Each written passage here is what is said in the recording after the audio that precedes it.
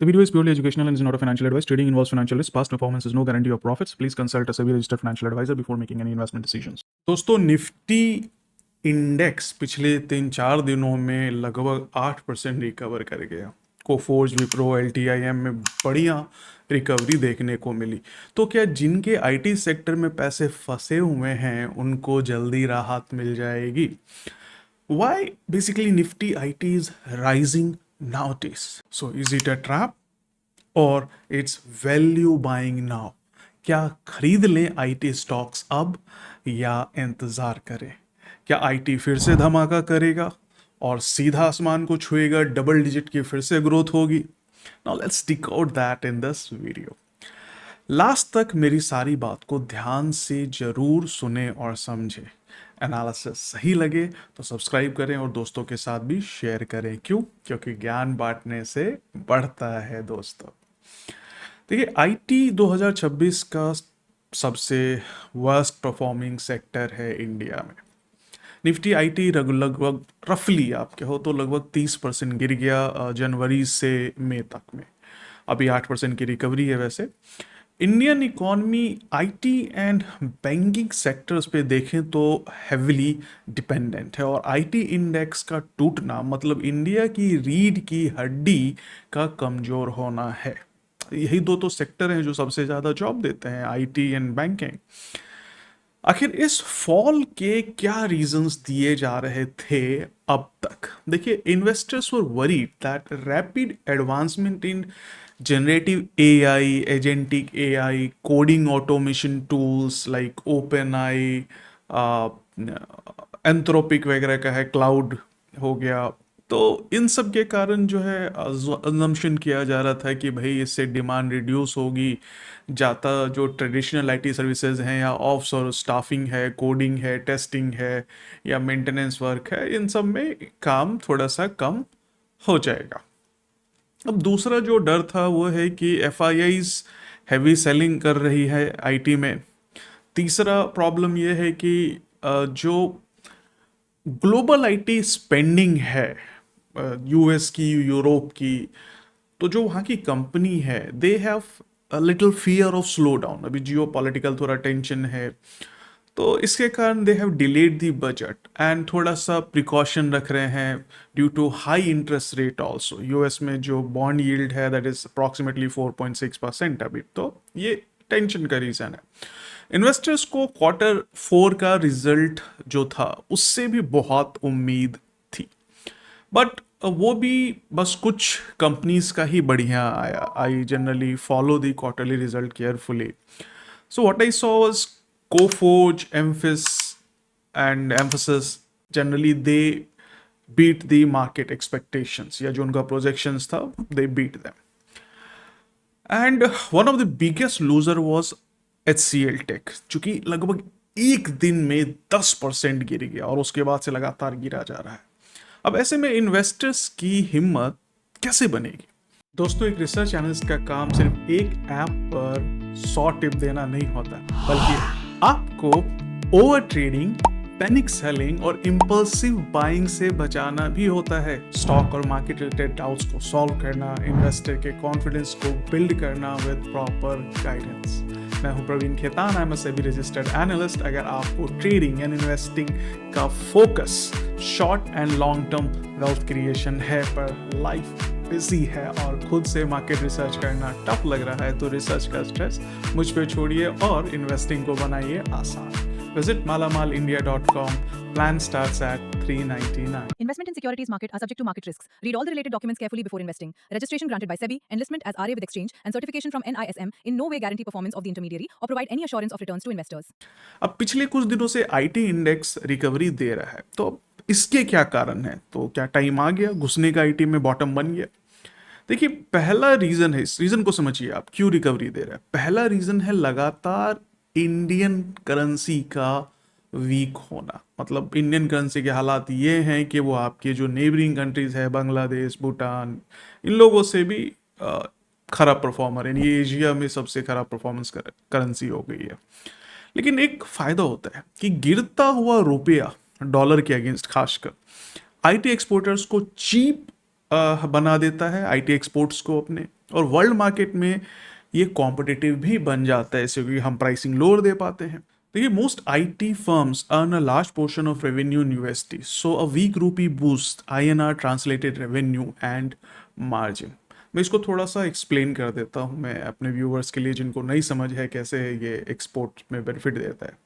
देखिए, Indian IT firms like TCS, Infosys, Wipro, HCL tech, ये सारे के सारे अपने टोटल रेवेन्यू का 60 to 70% फॉरेन करेंसी में कमाते हैं, mainly in US dollar. While their major cost जो है, एम्प्लॉय की सैलरी हो गया, ऑफिस का रेंट हो गया, ऑपरेशंस का खर्चा है, ये लोकल करेंसी में है, आईएनआर में है। तो एज पर अप्रोक्सीमेशन आप कह सकते हो कि 1% आईएनआर के डेप्रीशिएट होने से typically it boost IT companies margin bye 10 to 40 basis points, मतलब 0.1% से 0.4%। यानी कि अगर 10% साल में रुपया कमजोर हो गया तो लगभग 4% इनका मार्जिन जो है बढ़ जाएगा। That's huge. इससे क्या होगा, इससे इनका जो प्रॉफिट होगा वो 2 से 5% बढ़ जाता है। यानी कि 1% रुपया गिरने से प्रॉफिट पे 4 से 5% का या 2 से 5% का असर हो जाता है, इनका प्रॉफिट बढ़ जाता है डिपेंडिंग ऑन हेजिंग और क्या वो थोड़ा बहुत खर्चे कर रहे हैं इस पे, रिस्क मैनेजमेंट पे। फॉर एग्जाम्पल देखिए, एक कंपनी है जिसने 100 मिलियन का बाहर डॉलर में कॉन्ट्रैक्ट किया कि काम करके देंगे और आपसे डॉलर में पेमेंट लेंगे। अब जब मान लो रुपया 83 का है तो कन्वर्ट कर कर करके 100 मिलियन का लगभग हो जाता है 830 करोड़, है ना। अब वही अगर रुपया डेप्रीशिएट होकर मान लो 96 डॉलर पे आ गया, तो वही 100 मिलियन का रेवेन्यू अब इंडियन करेंसी में कन्वर्ट होके आएगा 960 करोड़। अब बिना किसी एक्स्ट्रा एफर्ट के 130 करोड़ का रेवेन्यू या मोस्टली कह लो प्रॉफिट कंपनी को मिल जाता है after minor hedging cost adjustment. अब देखिए, दूसरा आईटी इंडेक्स का बढ़ने का कारण है वैल्यू बाइंग, क्योंकि सारे शेयर्स जो हैं 30% डिस्काउंट पे मिल रहे हैं टॉप से, ठीक है, जनवरी से। तो जो कुछ इन्वेस्टर्स हैं वो, उनको लगता है, बड़े इन्वेस्टर्स बेसिकली, कि भाई अब ये बहुत ज़्यादा ओवर सोल्ड रीजन में चला गया है, सस्ता हो गया है, तो लेट्स बाय सम शेयर्स, थोड़ा सा खरीद लेते हैं एट डिप। अगर और गिरेगा तो फिर हम एवरेज कर लेंगे, बट नॉट टू मच, थोड़ा सा तो ले ही लेते हैं। So this is leading to a short term recovery. अब तीसरा बड़ा कारण है ईजिंग जियो पॉलिटिकल टेंशन। अब होप्स बन रही है कि यूएस ईरान का जो कॉन्फ्लिक्ट है वो ज़्यादा नहीं बढ़ेगा, शायद इस वीकेंड या अगले वीकेंड तक ख़त्म हो जाएगा और ऑयल भी रिस्टोर हो जाएगा। अब एक बात और है, जो चौथा प्रमुख कारण है वो है ब्रोडर मार्केट का सपोर्ट। देखिए, लास्ट कुछ दिनों में FII-DIs का अगर आपने ध्यान दिया होगा, उसका डेटा देखा होगा, तो दोनों ही बाई कर रहे हैं। And this is very selective recovery in tech stocks like Infosys का बढ़ना, कोफोज, विप्रो, दे एडेड मोमेंटम। तो क्या लगता है कि लॉन्ग टर्म में आईटी सेक्टर कैसा करेगा? देखिए, इंडियन आईटी सेक्टर का आउटलुक अच्छा है, लेकिन पुराने वाले डबल डिजिट ग्रोथ का जमाना शायद वापस ना आए। तो आपका पोर्टफोलियो एलोकेशन बहुत ज़्यादा नहीं होना चाहिए आईटी में, बट आईटी में रिकवरी मिल जाएगी। अब ये एआई ड्राइवन ट्रांसफॉर्मेशन का गेम है, जो कंपनी जितनी जल्दी एआई अडॉप्ट करेगी उतना अच्छा परफॉर्म करेगी। आईटी सर्विसेज का साइज कम नहीं होगा। जो मार्केट अभी 300 सवा 300 बिलियन के अराउंड है, वो 2026 में वो 2030 तक 350 से 500 बिलियन तक पहुंच सकता है एज पर नेस्कॉम। और इनफैक्ट एआई सर्विसेज से हम कुछ एक्स्ट्रा 300-400 बिलियन का भी इंक्रीमेंटल अपॉर्चुनिटी हमारे लिए बन सकता है। हाउएवर देखिए, जो मेजर एआई स्टॉक्स हैं यूएस में, उनमें थोड़ा पीछे क्रैश आ गया था, थोड़ा वीकनेसेस उन्होंने शो करी। तो it will take some times कि जो सिर्फ एआई स्टॉक्स हैं, ट्रूली एआई एआई कर रहे हैं, ठीक है, वो एक्चुअल में बबल हैं या बस्ट कर जाएंगे ये कहना मुश्किल है। बट जो आईटी कंपनीज हैं वो वेल स्टैब्लिश्ड हैं। तो AI opportunity, yes, traditional coding और मेंटेनेंस वर्क कम हो सकता है, जो एआई है उसके वो डिस्टर्ब करेगा। लेकिन AI implementation, gen AI transformation, cloud cyber security, data engineering, engineering research and development, इसमें बहुत ज़्यादा बड़ा चांस है। तो इंडिया का एक एडवांटेज है, that is huge skilled workforce, और अभी भी वो बहुत strong, specially AI, machine learning, data science, इन सब में काफ़ी अच्छा वर्कफोर्स हमारे पास है। However there are few challenges. ये बात तो तय है कि एआई जॉब मार्केट डिसरप्ट करेगा। नेक्स्ट 2 से 4 सालों में ट्रेडिशनल जो जॉब्स हैं वो डिस्प्लेस हो सकती हैं। वॉल्यूम बेस्ड वर्क कम होगा, ठीक है, प्रोडक्टिविटी बढ़ेगी, तो जो हेड काउंट है ऑब्वियसली वो उसका ग्रोथ कम रहेगा, यानी कि जो नई हायरिंग है वो बहुत ही खराब हो सकती है। यानी कि आने वाला समय या 2026 भी अगर कहें तो जो फ्रेश ग्रेजुएट्स हैं या एमबीएज हैं, आईटी इंजीनियर्स हैं, इन सब की कॉलेज प्लेसमेंट में बहुत परेशानी होने वाली है। देखिए, आईटी ग्रोथ मॉडरेट रहेगा, ऐसा नहीं है कि नहीं होगा। आप एक्सपेक्ट करो 5 से 8% का CAGR आपको लॉन्ग टर्म में मिल सकता है, जो कि पहले 10 से 15% का था, डबल डिजिट में था। पर अगेन आईटी कंपनीज को एआई में ट्रांजिट करना पड़ेगा, जॉब जाएगी, but these IT giants will definitely survive. तो घबराने की बात नहीं है जिनके पास भी शेयर्स हैं। चलिए देखते हैं कि टेक्निकल चार्ट्स क्या कहते हैं, कब और कहां एंट्री हमें करनी चाहिए और कहां हमें थोड़ा सा अपना पोर्टफोलियो कम कर लेना चाहिए आईटी का। दोस्तों, अगर हम निफ्टी आईटी के चार्ट को देखें तो एक चीज हमें क्लियर दिखाई देता है लॉन्ग टर्म में। Definitely we had very decent growth in the past, but ऐसा नहीं है कि हमारा आईटी स्टॉक पहले नहीं गिरा है। तो हमारा पहले भी अगर हम देखें तो जो है जनवरी 2022 में टॉप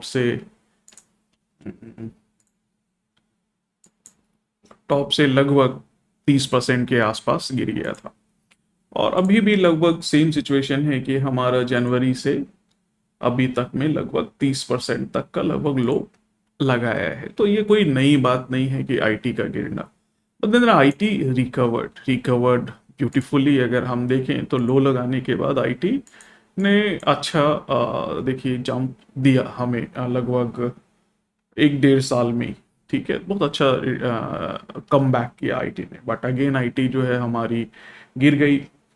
तो आईटी में एक प्रॉब्लम तो दिख रही है, वो ये है कि बहुत ज़्यादा वॉलेटाइल हो गई है, यानी कि इनका गिरना बढ़ना जो है काफ़ी ज़्यादा, यानी कि 15% गिरना या 20% बढ़ जाना, ये कॉमन हो गया है आईटी में। तो that brings volatility in this sector, तो थोड़ा सा रिस्की जरूर है। अब बात ये है कि हम जिस लेवल पे हैं ये हमारा बहुत पुराना सपोर्ट है। अगर आप देखें यहाँ पे तो ऑलमोस्ट ये हमारा सपोर्ट है। तो एग्जैक्ट जरूरी नहीं है कि सपोर्ट से ही प्राइस हमारा बढ़ जाए। So we can create a demand zone here. So let's take a long term का डिमांड जोन।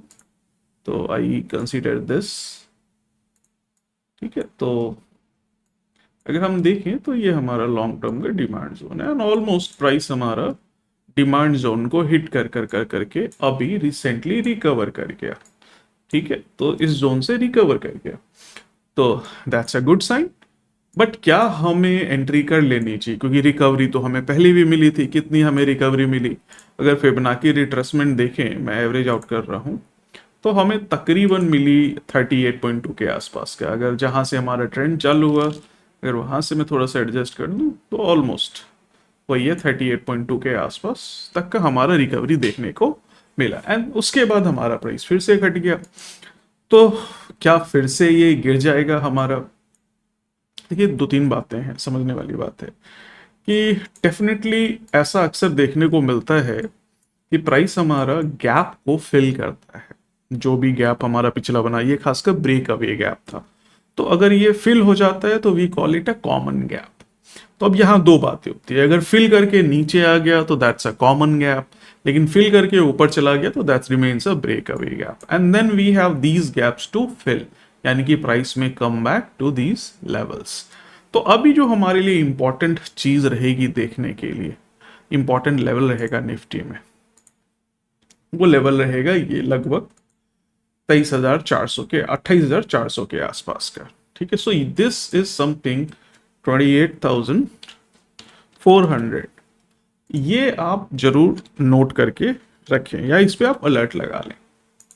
तो ये एक ऐसा लेवल है जहां पे प्राइस हिट होकर के हमें दोबारा रिकवरी दे सकता है। तो अगर आप यहाँ पे एंट्री बनाते हैं, ठीक है, ऑब्वियसली बात है निफ्टी आईटी में आप नहीं बनाओगे, आप स्टॉक्स में बनाओगे, तो वहां पे जिस स्टॉक में भी आप बनाते हैं तो आपका स्टॉप लॉस 0.5% का रह सकता है और उसके बाद आपको गेन मिल जाता है और आपको अच्छा गेन मिल जाएगा। बट अगर फेल हो गया, स्टॉप लॉस हिट हो गया, तो फिर से हम नीचे का लेवल देख सकते हैं और हम फर्दर नीचे जा सकते हैं। तो ये एक हमारे पास अच्छा ऑप्शन रहेगा सपोर्ट के पास बाय करना। दूसरा होता है कि अगर चलिए, चूंकि आज न्यूज़ है कि स्ट्रेट ऑफ हॉर्मज खुल रहा है, तो हो सकता है हमें पॉजिटिव साइन मिले, प्राइस हमारा बढ़ जाए। तो अगर हमें यहीं से प्राइस बढ़ता हुआ मिलता है तो at least wait for one thing, that ये जो हमारा है 29,300 एंड 300 का लेवल, प्राइस इसके ऊपर चला जाए and then you should make an entry. तो होता क्या है, we are discussing about long term, हम इंट्राडे की बात नहीं कर रहे, एक दिन की ट्रेड की बात नहीं कर रहे, हम खासकर उनके लिए बात कर रहे हैं जो आईटी स्टॉक्स लेके बैठे हुए हैं या जो खरीद के लंबा रखना चाहते हैं, थोड़े समय के लिए रखना चाहते हैं, 2 महीने 4 महीने के लिए या साल 2 साल के लिए, मैं उनकी बात कर रहा हूँ, ताकि आपको लॉन्ग टर्म में बढ़िया रिटर्न आए। अब रही बात कि भी अगर मैं यहाँ खरीद, तो आप छोटा स्टॉप लॉस की बात कर रहे हैं और फिर आप बात कर रहे हैं लॉन्ग टर्म का भी। लॉन्ग टर्म का मतलब ये नहीं है कि हमने एंट्री ली और उसके बाद 8% का 10% का स्टॉप लॉस लेके बैठे हुए। वो 8% से कब 20% होगा, 15% होगा, 25% होगा, आपको पता ही नहीं चलेगा। So if stock is not showing strength, it is better to exit at a lower stop loss. उसके बाद हम दोबारा एंट्री कर लेंगे नीचे, अगर दोबारा हमें मौका लगेगा तो। बट अभी निकल जाए छोटे लॉस पे, तो दैट इज कंसिडर बेस्ट। तो आप अगर यहां नहीं लगाना चाहते 0.5% नीचे, तो 1% नीचे लगा लो, but it should not be more than 1-1.5% से ज्यादा बड़ा, 1.5% से ज्यादा बड़ा स्टॉप लॉस आप मत रखिएगा अगर आप लॉन्ग टर्म में भी काम कर रहे हैं। तो जब हमारा यहाँ पे निफ्टी आएगा, इसी तरह से ब्रेक होने के बाद भी प्राइस अगर ऊपर जाता है तो वेल गुड इनफ, उस सिचुएशन में हमारा जो स्टॉप लॉस होगा ये होगा लगभग इस लेवल के थोड़ा नीचे, यानी कि लगभग 28,630 के आसपास का हमारा स्टॉप लॉस रहेगा। So that will be around 2% के आसपास का आपको स्टॉप लॉस होगा। तो देख लेते हैं कितना हमारा लगभग स्टॉप लॉस होता है अगर हम यहाँ एंट्री करते हैं, तो वही 1.85 2% आप मान लो, तो इसके आसपास का हमारा स्टॉप लॉस रहेगा। ये चीज का हमें ध्यान रखना है। वैसे अभी निफ्टी आईटी ऑलमोस्ट अपने रिकवरी पॉइंट पे, रिकवरी जोन में खड़ी है। ये अपने लॉन्ग टर्म सपोर्ट पे है। अगर हम ट्रेंड की बात करें, ठीक है, तो जो हमारा ट्रेंड लाइन है, ठीक है, उस ट्रेंड लाइन से हमारा डाउनवर्ड ट्रेंड लाइन है, उससे हमारा ये रिकवरी ले रहा है। अगर हम बात करें पोलैरिटी चेंज का, तो ये पीछे से अगर हम लेके आए तो यहाँ पे पोलैरिटी चेंज हुआ है। जो रेजिस्टेंस था that converted into trend line support, उसके बाद दोबारा इसी प्राइस से ऊपर गया है, फिर यहाँ से ऊपर गया, रिकवरी मिली हमें, और अभी भी हमें इसी लेवल से रिकवरी देखने को मिल रही है। सो वी कैन एक्सपेक्ट कितना हमारा टारगेट रहेगा, दैट्स इंपॉर्टेंट। अगेन देखिए, जो लॉन्ग टर्म होल्ड करने वाले हैं वो तो होल्ड करें, ठीक है, जब तक आपको होल्ड करना है that's not an issue. But जो शॉर्ट टर्म रखना चाहते हैं, 1 महीना 1.5 महीना, so they can take a target of approximately, आप मान के चलिए, पहला तो टारगेट आप ले सकते हैं दैट इज 31,894 का, यानी कि आपका जो स्टॉक होगा वो निफ्टी आईटी इंडेक्स के यहाँ हिट करने के बाद आप उस स्टॉक से निकल जाएंगे आईटी के, ठीक है। अगर आप निफ्टी आईटी ईटीएफ वगैरह ले रहे हैं कुछ ऐसा, तो बात अलग है। अदरवाइज आपका जब निफ्टी आईटी यहाँ पे हिट करेगा तो आप निकल जाएंगे शॉर्ट टर्म ट्रेडर वाले। बोले सर इसके ऊपर चला गया तो ठीक है। उस सिचुएशन में अगर आपको लंबा होल्ड करना है तो आप 1.5% का स्टॉप लॉस ट्रेल करके बैठे रह सकते हैं इसमें। यानी कि जब हमारा प्राइस तोड़ता है इसके ऊपर 30,000 के आसपास से, तो आप 30,000 के नीचे स्टॉप लॉस लगा देते हैं, फिर 1.5% ऊपर 2% प्राइस बढ़ जाती है तो यहाँ से स्टॉप लॉस को शिफ्ट करते हैं। इसको अपन बोलते हैं स्टॉप लॉस को ट्रेल करना। ये मैंने पहले भी डिस्कशन में किया हुआ है। सो this is about simple technical analysis of Nifty IT. दोस्तों होपफुली आपको निफ्टी आईटी का डर चला गया होगा, निफ्टी आईटी में जो टेंशन है वो कम हो गई होगी।